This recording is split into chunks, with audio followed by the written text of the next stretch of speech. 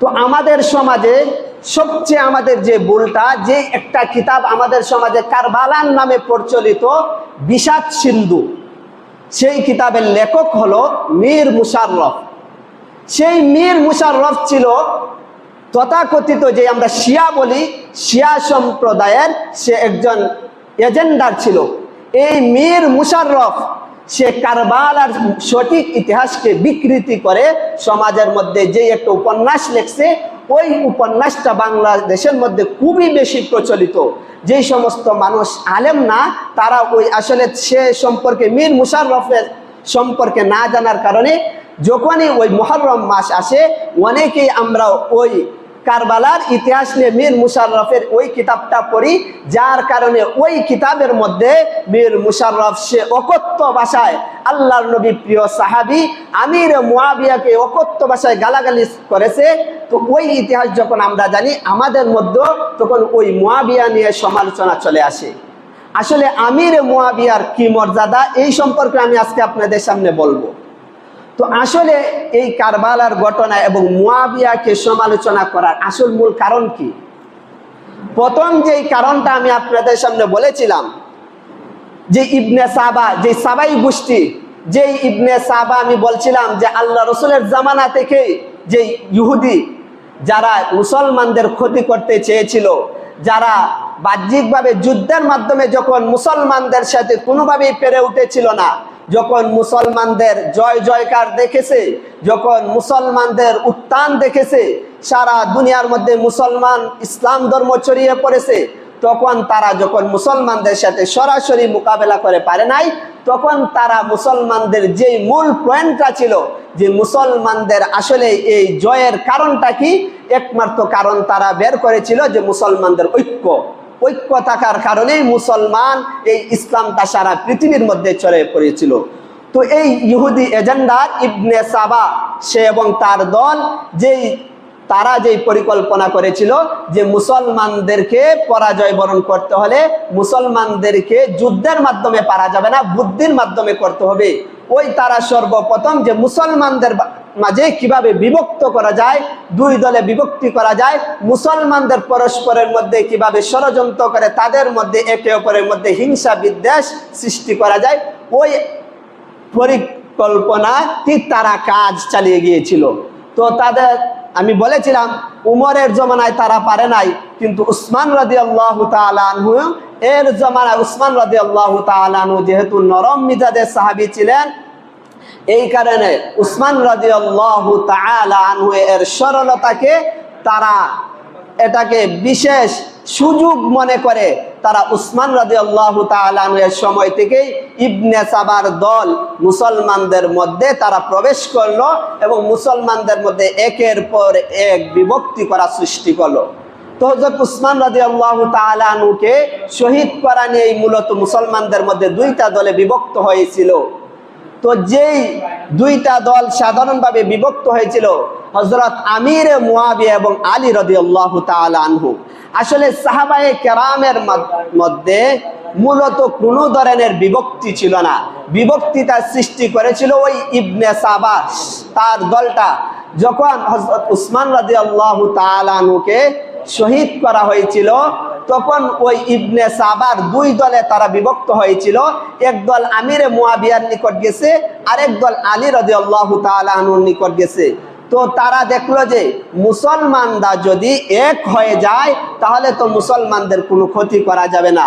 তখন ওই ইবনে সাবার একদল মুয়াবিয়াকে ভুল বুঝাইতে লাগলো, আরেক দল আলী রাদিয়াল্লাহু তাআলা আনহুকে ভুল বুঝাইতে লাগলো, যার কারণে আলী এবং মুয়াবিয়ার মধ্যে যুদ্ধ সংগঠিত হয়েছে। আসলে আলী এবং মুয়াবিয়ার মধ্যে কোনো ধরনের কি ছিল না, বিদ্বেষ ছিল না, কারণ এটা আল্লাহ তাআলা কোরআনে কারিমে সাহাবাদের কি সার্টিফিকেট দিয়েছেন যে আশিদ্দাউ আলাল কুফার আর রুহামাউ বাইনাহুম, যে সাহাবায়ে কেরাম হলো তারা বেঈমান কাফিরদের ব্যাপারে তারা কঠোর এবং নিজেদের ব্যাপারে সদয়।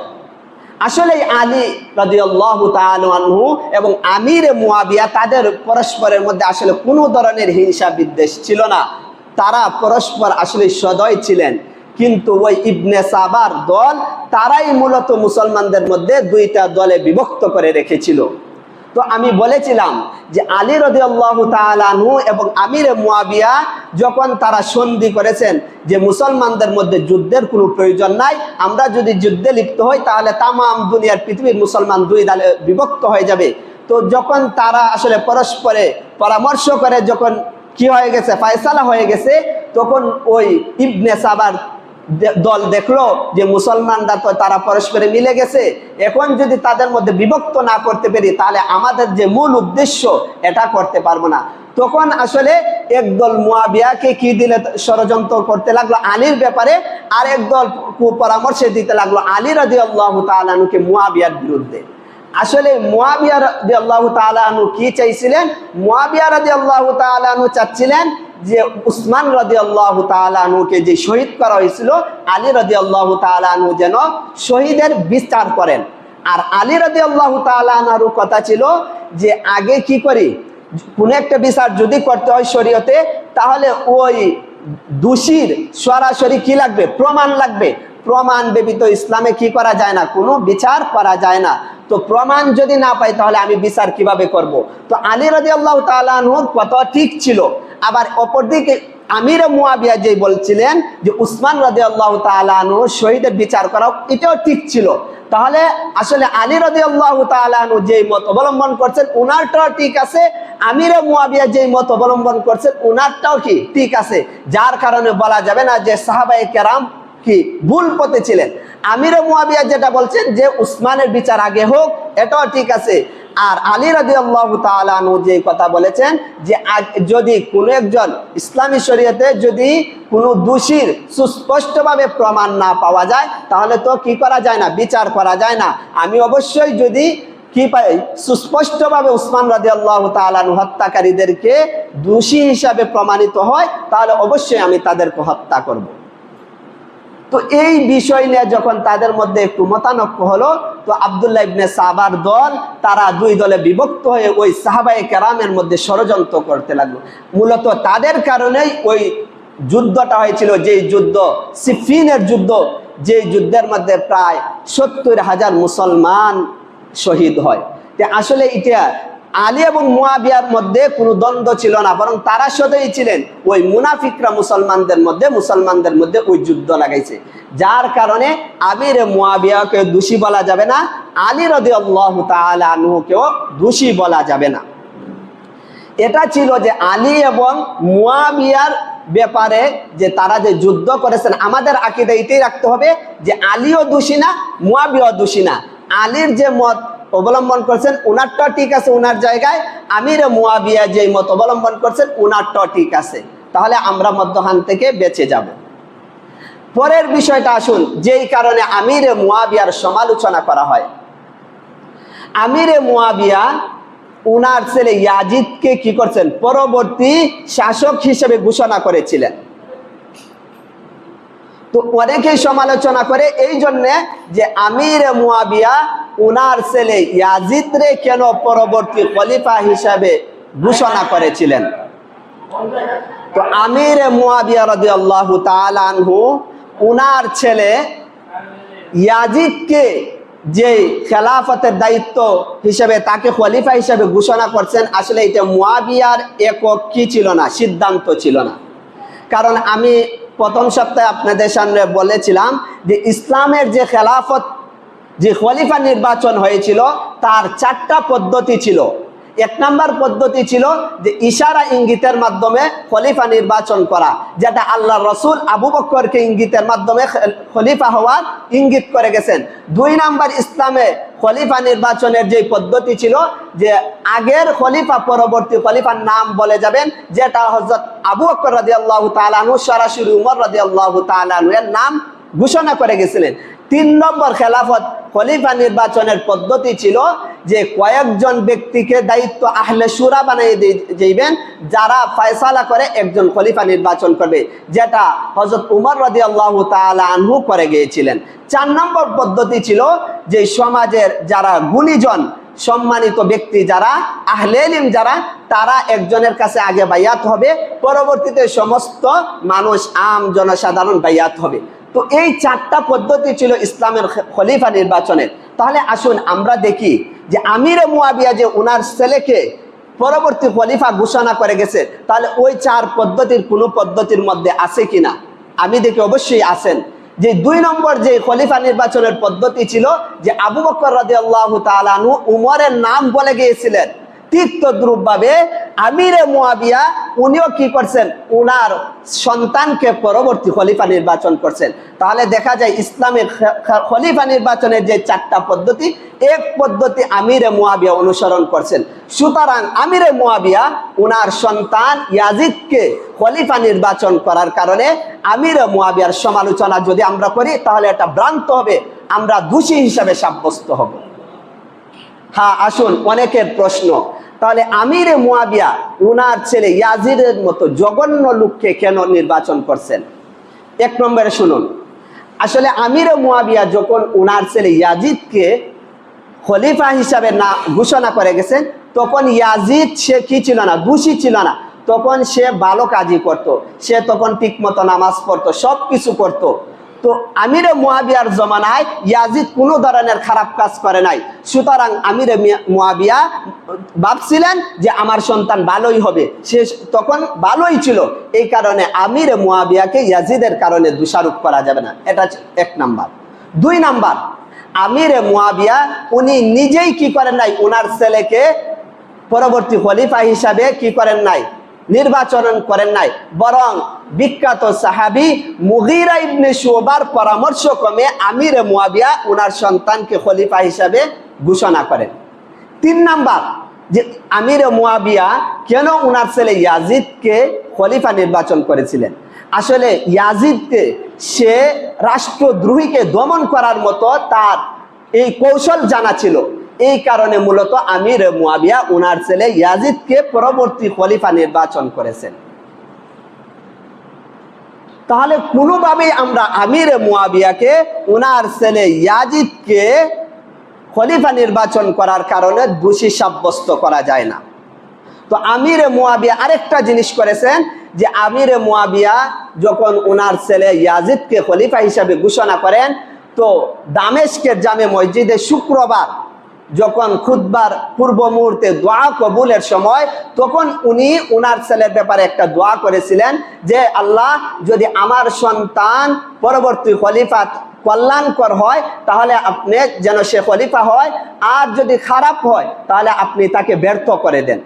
তাহলে আমিরে মুয়াবিয়ার ভিতরে যদি কোনো ধরনের খারাপ কি থাকতো, কোনো ধরনের উদ্দেশ্য থাকতো, তাহলে অবশ্যই পিতা হয়ে সন্তানের বিপক্ষে কখনো বদদোয়া করতে পারেন না।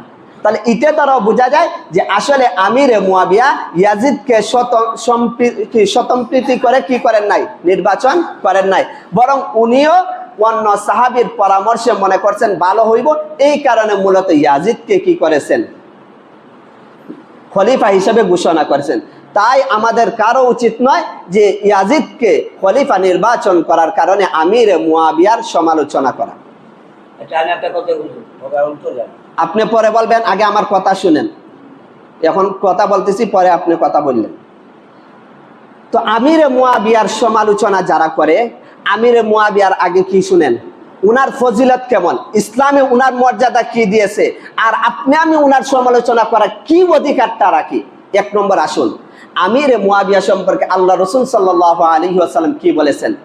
আল্লাহ রাসূল সাল্লাল্লাহু আলাইহি ওয়াসাল্লাম 1 নম্বর আমিরে মুয়াবিয়ার মর্যাদা শুনেন, আল্লাহুম্মা জাআলহু হাদিয়াম মাহদিয়া ওয়াহদি বিহি। আল্লাহ রাসূল সাল্লাল্লাহু আলাইহি ওয়াসাল্লাম বলতেছেন যে মুয়াবিয়াকে হাদিয়ান, তাকে হেদায়েত দান করেন, মাহদিয়ান ওয়াহদি বিহি, এবং তাকে কি করেন, যে তাকে পথ প্রদর্শক হিসেবে নির্বাচন করেন, যেন তার দ্বারা মানুষ হেদায়েত পায়। তাহলে আল্লাহ রসুলের দোয়া আমরা জানি কবুল হয়েছে। তাহলে আল্লাহ নবী যার জন্য দোয়া করছেন যে উনি নিজেও যেন হেদায়েত প্রাপ্ত হন এবং উনি যেন হেদায়েতের অনুসারী হন, অর্থাৎ মানুষ যেন ওনার কি, উনি যেন পথ প্রদর্শক হন। তো আমি মুয়াবিয়ার 1 নম্বর মর্যাদা হলো যে আল্লাহ রসুল সাল্লাল্লাহু আলাইহি সাল্লাম উনি দেন সঠিক পথে আছেন এবং থাকবেন, মানুষ ওনার অনুসরণ করলে হেদায়েত পাইবে। তো 1 নম্বর পাইলাম। 2 নম্বর আমিরে মুয়াবিয়ার মর্যাদা, ইবনে আব্বাস রাদিয়াল্লাহু তাআলা আনহু থেকে বর্ণিত, ইবনে আব্বাস বলেন, আমি একবার খেলতেছি, তখন আল্লাহ রাসূল সাল্লাল্লাহু আলাইহি ওয়াসাল্লাম আমাকে ডাক দিলেন। ডাক দেওয়ার পর বলেন যে মুয়াবিয়াকে ডাকো। তো ইবনে আব্বাস বলেন আমি মুয়াবিয়াকে ডাকলাম। তো মুয়াবিয়াকে ডাকার পর হাদিসের শেষ অংশে আছে ওয়াকানা ইয়াকতুবুল ওয়াহইয়া, যে 2 নম্বর আমিরে মুয়াবিয়ার ফজিলত হলো আমিরে মুয়াবিয়া কাতিবে ওয়াহি ছিলেন, অর্থাৎ ওয়াহি লিপিবদ্ধ করতেন। ওয়াহি মানে কুরআন লিপিবদ্ধ করতেন। যেই 40 জন সাহাবায়ে কেরামের মাধ্যমে আল্লাহর নবী যেহেতু লিখতে পারতেন না, এই কারণে যখনই ওয়াহি নাজিল হইতো সাহাবায়ে কেরামের মাধ্যমে কি করতেন? লিপিবদ্ধ করাইতেন। তো 40 জন সাহাবার মধ্যে বিশেষ একজন সাহাবী ছিলেন কাতিবে ওয়াহি, হইল মুয়াবিয়া। তাহলে বুঝেন কুরআনের মতো কিতাব আল্লাহর নবীর যদি মুয়াবিয়ার প্রতি আস্থা না থাকতো, তাহলে মুয়াবিয়ার মাধ্যমে কিভাবে কুরআন লিপিবদ্ধ করেন?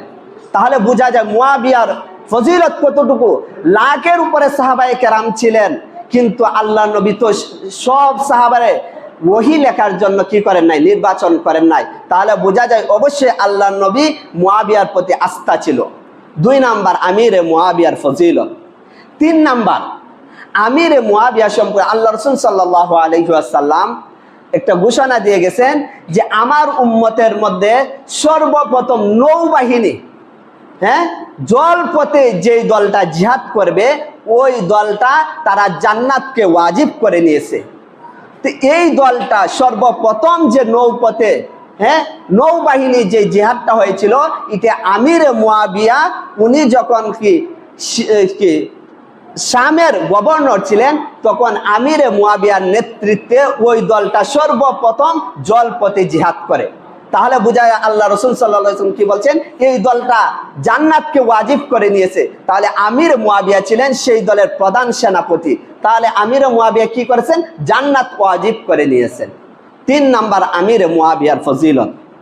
4 নাম্বার, এক ব্যক্তি ইবনে আব্বাসের সামনে মুয়াবিয়ার সম্পর্কে সমালোচনা করতেছে, বলতেছে মুয়াবিয়া তো এইভাবে নামাজ পড়েন। তখন ইবনে আব্বাস বলেন চুপ থাকো, আমির মুয়াবিয়া সম্পর্কে কি বলতেছো? ইন্নাহু কানা ফাকিহান, যে আমির মুয়াবিয়া তো ফকিহ, উনি নিজেই একজন স্বতন্ত্র, উনি কারো তাকলিদ করার অনুসরণ করা হয় না। যেভাবে আমরা জানি 4টা মাযহাব আছে, আমরা হানাফি মাযহাবের অনুসরণ করি, একদল শাফি মাযহাব আছে, মালিকি মাযহাব এবং হাম্বলি মাযহাব। তো 4 ইমাম 4টা মাযহাব তৈরি করে দিল। তো 4 ইমাম যেভাবে তারা কি করতেন না, কারো তাকলিদ করতেন না, ঠিক তদ্রূপভাবে আমির মুয়াবিয়া নিজেই একজন ফকিহ ছিলেন, ওনার কারো অনুসরণ করার কি ছিল না? প্রয়োজন ছিল না। তাহলে আমির মুয়াবিয়ার 4 নাম্বার ফজিলত। 5 নাম্বার, ইবনে উমর কত সুন্দর কথা বলেছেন। ইবনে উমর, যিনি উমর রাদিয়াল্লাহু তাআলা আনহুর সন্তান আব্দুল্লাহ ইবনে উমর, উনি বলতেছেন যে রাসূল সাল্লাল্লাহু আলাইহি ওয়াসাল্লামের পরে সুন্দর নেতৃত্ব দানে আমি মুয়াবিয়া থেকে আর কোনো ব্যক্তিকে দেখি নাই। তাহলে বুঝেন আমিরে মুয়াবিয়া কেমন রাষ্ট্র পরিচালনা করেছেন। এই 5টা ফজিলতের কথা আমি সংক্ষেপে আপনাদের কাছে বলছি। আসলে আমিরে মুয়াবিয়ার ফজিলত অত্যন্ত অনেক বেশি, যা আমরা কি তার গুণাগুণ বর্ণনা করে শেষ করার মতো না। তাহলে আসুন আমিরে মুয়াবিয়ার ফজিলত যেই, সেটা নিয়ে আমরা সমালোচনা করার কোনো অধিকার রাখি না। তাহলে আসুন কোরআনের মাধ্যমে দেখি আমিরে মুয়াবিয়া কতটুকু ঠিক ছিলেন। আল্লাহ রাব্বুল আলামিন কোরআনে কারিমে আমি যে আয়াত আপনাদের সামনে পাঠ করেছি, আল্লাহ তাআলা বলেন মুহাম্মাদুর রাসূলুল্লাহ ওয়াল্লাযীনা মা'হু আশিদ্দাউ আলাল কুফফার আর-রুহামাউ বাইনাহুম। আল্লাহ তাআলা বলতেছেন মুহাম্মাদুর রাসূলুল্লাহ ওয়াল্লাযীনা মা'হু, এবং মুহাম্মদ রাসূলুল্লাহর যে সাথী সঙ্গীরা আছে, আশিদ্দাউ আলাল কুফফার, যে তারা বেঈমান কাফেরদের ব্যাপারে তারা খুবই কঠোর, আর রুহামাউ বাইনাহুম, তারা নিজেদের মধ্যে সদয়। তাহলে আমরা দেখি তাহলে আমির মুয়াবিয়ার মধ্যে এই 2টা গুণ ছিল কিনা। ইতিহাসবিদ একটা ঘটনা লিখেছেন যে আমিরে মুয়াবিয়া এবং আলীর মধ্যে যখন এই বিরোধ চলছে, তখন রোমের প্রধান রাষ্ট্রপ্রধান শুনতে পারলো যে আমিরে মুয়াবিয়া এবং আলীর মধ্যে যুদ্ধ চলছে। তখন ওই রোমের রাষ্ট্রপ্রধান সে আমিরে মুয়াবিয়ার নিকট একটা পত্র লিখলো। আমিরে মুয়াবিয়াকে বলল যে আমি শুনতে পারছি আপনি এবং আলীর মধ্যে দ্বন্দ্ব যুদ্ধ চলতেছে, তো আমি চাই আপনাকে সশস্ত্র সৈন্যবাহিনী, যুদ্ধের যা কিছু প্রয়োজন সব কিছু দিয়ে আপনাকে আমি সহযোগিতা করতে চাই। আপনি আলীর বিরুদ্ধে জিহাদ করেন, আমার সৈন্যদল দিয়ে আমি আপনাকে সহযোগিতা করব। দেখেন আমির মুয়াবিয়া তখন কি জবাব দিয়েছিলেন রোমের রাষ্ট্রপ্রধানকে। তখন আমির মুয়াবিয়া প্রথম যেই শব্দ উচ্চারণ করেছিলেন, ইয়া কালবার রুম, হে রোমের কুত্তা, তুমি যদি, আমি এবং আলী আমরা হলো মুসলমান ভাই ভাই, আমাদের মধ্যে পরস্পর হইতেই পারে দ্বন্দ্ব, কিন্তু আমাদের মুসলমানদের কোনো বিষয় নিয়ে কোনো বেঈমান কাফিরের নাক গলানোর কোনো অধিকার নাই। তখন আমির মুয়াবিয়া যে জবাবটা তাকে দিয়েছিলেন, হে রোমের কুত্তা, তুমি যদি আলীর বিরুদ্ধে কোনো সৈন্যদল পাঠাও, তাহলে আমি মুয়াবিয়া সর্বপ্রথম আলীর পক্ষ হয়ে আমার তরবারি তোমার উপরে সর্বপ্রথম পতিত হবে। তাহলে বুঝেন আলী এবং মুয়াবিয়া পরস্পর যুদ্ধ দ্বন্দ্ব ছিল। তাহলে এটা দ্বারা বোঝা যায় যে আলী এবং মুয়াবিয়া কি দুজনের দ্বন্দ্ব ছিল না, পরস্পর সদয় ছিলেন, সদয় ছিলেন। যার কারণে যে বেঈমান কাফিরকে কখনো সমর্থন করেন নাই নিজেদের মধ্যে নাক গলানোর কারণ। তো দেখেন আমির মুয়াবিয়া এবং আলীর মধ্যে যদিও পরস্পর বিরোধ ছিল, কিন্তু আল্লাহ তাআলা যেই দুইটা গুণ বলছেন যে তারা কাফেরদের ব্যাপারে কঠোর, আসলে মুয়াবিয়া তো কি যেই শব্দ উচ্চারণ করেছেন অবশ্যই উনি কাফেরদের ব্যাপারে কঠোর ছিলেন। বলছে রুহামা উবাইনাহুম, তারা নিজেদের মধ্যে সদয়। আমির মুয়াবিয়া এইটাই পরিচয় দিছেন, বলছেন কি আমাদের নিজেদের গরুয়া বিষয় আমাদের মধ্যে মতানক্য হইতে পারে, কিন্তু কোনো ধরনের বেঈমান কাফের নাক গলানোর কোনো অধিকার নাই। তো আমির মুয়াবিয়া এটাই প্রমাণ করছেন, উনি আল্লাহ তাআলা সাহাবায়ে কেরামের প্রধান যে দুইটা গুণ বলেছেন আমির মুয়াবিয়ার মধ্যে 100 থেকে 100% পাওয়া গেছে। এই কারণে বোঝা যায় যে আসলে আমির মুয়াবিয়া একজন আসলে সঠিক রাষ্ট্র নায়ক ছিলেন এবং আমির মুয়াবিয়া সঠিক সত্যের মাপকাঠি একজন সাহাবা ছিলেন। এই কারণে আমির মুয়াবিয়ার সমালোচনা কখনো করা যাবে না। আল্লাহ রসুল কি বলছেন দেখেন, লা তাসুব্বু আসহাবি, আল্লাহ নবী বলতেছেন যে আমার সাহাবায়ে কেরামকে তোমরা গালি দাও না, কারণ সাহাবাদের সম্মান আর আমাদের সম্মান তো তুলনাই হইতে পারে না। আল্লাহ নবী দেখেন আবু হুরায়রা রাদিয়াল্লাহু তাআলা আনহু থেকে বর্ণিত, উনি বলতেছেন ক্বালা রাসূলুল্লাহ সাল্লাল্লাহু আলাইহি ওয়াসাল্লাম লা তাসুব্বু আসহাবি, তোমরা আমার সাহাবায়ে কেরামকে গালি দিও না। ফাওয়াল্লাযী বিয়াদিহি লাউ আন্না আহাদাকুম আনফাকা মিথলা উহুদিন যাহাবান মা আদরাকা মুদ্দা আহাদিহিম ওয়ালা নাসিফি। আল্লাহ নবী বলতেছেন যে ফাওয়াল্লাযী বিয়াদিহি, যে ওই সত্তার শপথ যার হাতে আমার প্রাণ, লাউ আন্না আহাদাকুম আনফাকা মিথলা উহুদিন যাহাবান, যে তোমাদের কেউ যদি উহুদ পরিমাণ, উহুদ পাহাড় পরিমাণ যদি স্বর্ণ আল্লাহর রাস্তায় দান করে, তাহলে মা আদরাকা মুদ্দা আহাদিহিম ওয়ালা নাসিফি, আমার সাহাবায়ে কেরামের এক মুদ পরিমাণ অথবা অর্ধ মুদ পরিমাণও হবে না। এক মুদ হলো আধা কেজি পরিমাণ, আধা কেজি পরিমাণ গম অথবা 250 পরিমাণ গম যদি আল্লাহর সাহাবায়ে কেরাম যে আল্লাহ রাস্তায় খরচ করছেন, আর আমরা যদি উহুদ পাহাড় পরিমাণ স্বর্ণ দান করি, তাহলে তাদের আধা মুদ অথবা এক মুদ আধা সের গম পরিমাণ হবে না। তাহলে বুঝেন আল্লাহর নবী সাহাবাদের মর্যাদা কতটুকু ছিল। যার কারণে আমাদের সাহাবায়ে কেরামকে সমালোচনা করার কোনো অধিকারই রাখি না। আমাদের কি হাইসিয়ত আছে? কারণ সাহাবায়ে কেরামের যে আমাদের আকীদা রাখতে হবে, আহলে সুন্নাত ওয়াল জামাতের সাহাবায়ে কেরামের ব্যাপারে 3টা আকীদা রাখতে হবে। 1 নাম্বার, সমস্ত সাহাবায়ে কেরাম ক্ষমাপ্রাপ্ত, সমস্ত সাহাবাকে আল্লাহ তাআলা ক্ষমা করে দিয়েছেন, এই বিশ্বাস প্রত্যেকের থাকতে হবে। 2 নাম্বার, প্রত্যেক সাহাবায়ে কেরামের সমালোচনা করা হারাম। আমার সমস্ত আহলে সুন্নাত ওয়াল জামাতের আকীদা অনুযায়ী কোনো সাহাবীর সমালোচনা করা যাবে না। একবারে নিম্ন থেকে নিম্ন পর্যায়ে একজন সাহাবীর সমালোচনা করা আমাদের জন্য হারাম।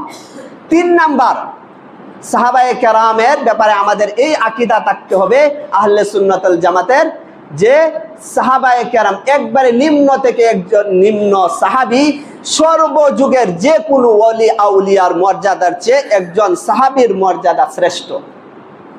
এই তিনটা আকীদা যদি না থাকে তাহলে আমরা আহলে সুন্নাত ওয়াল জামাতের অনুসারী হইতে পারবো না। আর যদি আমরা আহলে সুন্নাত ওয়াল জামাতের অনুসারী হই তাহলে সাহাবায়ে কেরাম সম্পর্কে কোনো ধরনের সমালোচনা আমাদের করা যাবে না। আর যদি ইতিহাস আপনার জানতে হয় তাহলে সঠিক ইতিহাস জানুন। কারবালা সম্পর্কে যদি আপনারা ইতিহাস জানতে চান, আমি বলি আল বিদায়া ওয়ান নিহায়া 11 খণ্ডে, মূল কিতাবটা আরবিতে, বাংলা ইসলামী ফাউন্ডেশন কর্তৃক বাংলা করা হয়েছে। আপনারা যদি সঠিক কারবালা ইতিহাস জানতে চান তাহলে আল বিদায়া ওয়ান নিহায়া পড়তে পারেন। 2 নাম্বার, যদি কারবালার সঠিক ইতিহাস জানতে চান তাহলে কারবালার ইতিহাস পাকিস্তানের গ্র্যান্ড মুফতি আল্লামা তকি উসমানী বাবা আল্লামা শফি রহমতুল্লাহ আলাই, উনি একটা কিতাব লিখছেন কারবালার ইতিহাস, উনার কিতাবটা পড়তে পারেন। আমি এটা পুরা বিদায়া মিনাল বিদায়া ওয়ান নিহায়া শুরু থেকে শেষ পর্যন্ত মুতালা করছি, আপনারাও মুতালা করতে পারেন, তাহলে সঠিক ইতিহাস জানতে পারবেন। 3 নাম্বার, কারবালার প্রকৃত ইতিহাস মফিজুল ইসলাম নরসিংদীর একজন আছেন, উনার কিতাবও পড়তে পারেন, তাহলে কারবালার সঠিক ইতিহাস জানতে পারবেন। 4 নাম্বার, কারবালার সঠিক ইতিহাস মুফতি মনসুরুল হক সাহেব, জামিয়া রহমানিয়ার মুহতামিম, নাইবে মুহতামিম, উনার কিতাবটাও পড়তে পারেন, তাহলে সঠিক কারবালার ইতিহাস জানতে পারবেন। এছাড়া সমাজের মধ্যে অনেক কিতাব আছে যেগুলো আসলে ভ্রান্ত, যেগুলো উপন্যাস আকারে লেখা হয়েছে। সাহাবাদের, এরা শিয়াপন্থী যারা সাহাবাদের ব্যাপারে বিদ্বেষ রাখে, তাদের কর্তৃক যদি আমরা ওই কিতাব পড়ি, বিশেষ করে বিষাদ সিন্ধু মীর মুশাররফের লেখা, এরকম কিতাব যদি পড়েন তাহলে আসলে আপনি আমাদের অন্তরে সাহাবাদের ব্যাপারে বিদ্বেষ আসবে। আর সাহাবাদের ব্যাপারে বিদ্বেষ যদি আসে, আল্লাহ রসুল সাল্লাল্লাহু আলাইহি সাল্লাম বলছেন, যারা আমার সাহাবীকে গালি দিবে, সাহাবে নিয়ে সমালোচনা করবে, তারা হলো জিন্দিক।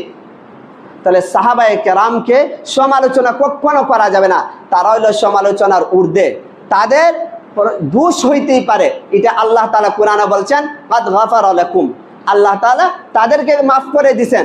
আল্লাহ নবীও বলছেন যে তাদের গুনাহ ছিল কিন্তু আল্লাহ তাআলা মাফ করে দিয়েছেন। তো আল্লাহ তাআলা যদি ক্ষমা করে দেন তাহলে আপনি আমার নাক গলানোর কোনো অধিকার হতেই পারে না।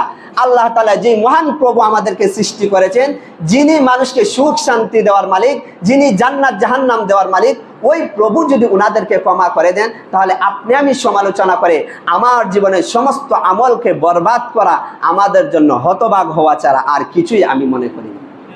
এই কারণে প্রত্যেকেই যদি কারবালার ইতিহাস জানতে চান, আসতে পারেন আমাদের নিকট, উন্মুক্ত, যে কোনো সময় আসবেন।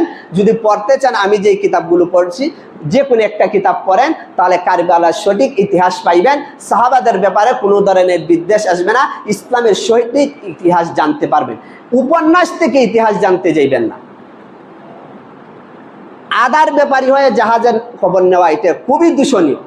আপনি যে পর্যায়ে, ওই পর্যায়ে কিতাব পড়েন, ওই পর্যায়ে জানতে যান। কারণ আপনি আমি সাহাবায়ে কেরামের ইতিহাস আর এখনের ইতিহাস 1400 বছর আগের, এখনের বর্তমান জামানায় যদি সাহাবায়ে কেরামের ইতিহাস আমরা কি করি, মাপি, তাহলে এটা বুকামি হবে। সাহাবায়ে কেরামের জামানায় এক সময় ছিল এক অবস্থা আর এখনের আরেক অবস্থা। এই কারণে আমরা এখনের ইতিহাস দিয়ে আমরা সাহাবায়ে কেরামের ইতিহাসকে কখনো মাপতে যাব না। যদি মাপতে যাই তাহলে অবশ্যই আমরা ভুল করে বসবো।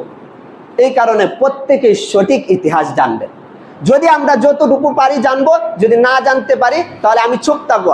আল্লাহ নবী এটাই বলছেন যে আমার সাহাবীদের ব্যাপারে যদি কোনো সমালোচনা হয় তাহলে তোমরা নীরব থাকো, তোমরা কোনো ধরনের কিল কালাম করবে না। আল্লাহ নবীর কোনো সাহাবীকে নিশানা বানানো যাবে না। কারণ প্রত্যেক জুমার মধ্যে আমি পড়ি, প্রত্যেক জুমার মধ্যে আল্লাহ নবীর সাহাবী, আল্লাহ নবীর পবিত্র জবান থেকে নিঃসৃত আল্লাহ আল্লাহ ফি আসহাবি, আল্লাহ রাসূল সাল্লাল্লাহু আলাইহি ওয়াসাল্লাম বলতেছেন আমার সাহাবীদের ব্যাপারে তোমরা সাবধান, কি লা তাত্তাখিযুহুম গারাদাম মিন বাদি, যে আমার পরে আমার সাহাবীদেরকে সমালোচনার পাত্র বানাইও না। ফামান আবগাদাহুম ফাবিবুগদি আবগাদাহুম, যারা তাদের সাথে শত্রুতা রাখলো, সমালোচনা করলো, সে আমার নবীর সমালোচনা করলো, সে আমার সাথে শত্রুতা মুখে রাখলো। ওয়ামান আহাব্বাহুম ফাবিহুব্বি আহাব্বাহুম, আর যারা তাদেরকে ভালোবাসলো সে আমি নবীকে ভালোবাসলো। তো আমি যদি আল্লাহর নবীর প্রিয় সাহাবী মুয়াবিয়ার সমালোচনা করি তাহলে আল্লাহর নবীর সমালোচনা করা হবে। আর আল্লাহর নবী বলেন আমার সমালোচনা করা মানে আল্লাহ তাআলার সমালোচনা করা। কিভাবে এটা? যেহেতু আমির মুয়াবিয়া ছিলেন আল্লাহ রসুলের ছাত্র, আর আল্লাহ রসুল সরাসরি ছিলেন আল্লাহ তাআলার ছাত্র। তো আমরা দুনিয়াতেও জানি ছাত্র যদি দোষ হয় অনেক সময় শিক্ষককে বলি যে তার শিক্ষক ভালো না। তো আমিরে মুয়াবিয়া ভালো না মানে আল্লাহ রসুল ভালো না, আর আল্লাহ রসুল ভালো না মানে আল্লাহ তাআলা ভালো না, যে উনি সঠিকভাবে উনার রসুলকে শিক্ষা দিতে পারেন নাই, আর উনার রসুল উনার প্রিয় সাহাবী মুয়াবিয়াকে সঠিক দিন শিক্ষা দিতে পারেন নাই। এই কারণে আল্লাহ তাআলা যেন আমাদের সবাইকে কারবালার সঠিক ইতিহাস জানার এবং আহলে সুন্নাত ওয়াল জামাতের যে আকীদা আছে সাহাবায়ে কেরামের ব্যাপারে, তাবেঈদের ব্যাপারে, তবে তাবেঈদের ব্যাপারে, নবীগণের ব্যাপারে প্রত্যেককে যেন প্রত্যেকের স্বস্থানে রেখে আমরা সম্মান দিতে পারি। আল্লাহ তাআলা আমাদের সবাইকে তৌফিক দান করুন। আরেকটা সর্বশেষে আমি বলি যে কোনো সময় একজনের দোষের কারণে আরেকজনকে কি করা যায় না, দোষারোপ করা যায় না। কোরআনে কারিমে আল্লাহ তাআলা বলছেন ওয়ালা তাজিরু ওয়াজিরাতু উযরা উখরা, যে কিয়ামতের ময়দানে একজনের গুনার বোঝা আরেকজনে বহন করবে না। তো আমরা যদি আমিরে মুয়াবিয়া ছেলের দোষের কারণে আমিরে মুয়াবিয়ার সমালোচনা করি তাহলে দেখেন কেমন হয়। আমরা সবাই জানি নূহ আলাইহিস সালামের সন্তান কি ছিল, কেনান, সে কাফের ছিল। তাহলে তো নূহ আলাইহিস সালামের সমালোচনা করা হবে যে উনার ছেলে কেন কাফের হয়ে গেছে। ইব্রাহিম আলাইহিস সালামের পিতা আজর, সে তো কাফের ছিল, তাহলে তো ইব্রাহিম আলাইহিস সালামের সমালোচনা করতে হবে। লূত আলাইহিস সালামের স্ত্রী তো সে কাফের ছিল, তাহলে তো লূত আলাইহিস সালামের সমালোচনা করা হবে। আদম আলাইহিস সালামের ছেলে সর্বপ্রথম সে কি করেছে, কতল করেছে, তাহলে তো আদম আলাইহিস সালামের সমালোচনা আমরা করব না। কেন? এটা কখনো করতে হবে। ঠিক তো দ্রুব আল্লাহর নবী প্রিয় সাহাবী মুয়াবিয়ার নামেও কোনো সমালোচনা করার অধিকার আমাদের নাই। আল্লাহ তাআলা আমাদের সবাইকে সঠিক বুঝে এর উপর আমল করার তৌফিক দান করুন। আমিন ওয়া আখিরু দাওয়ানা আলহামদুলিল্লাহি রাব্বিল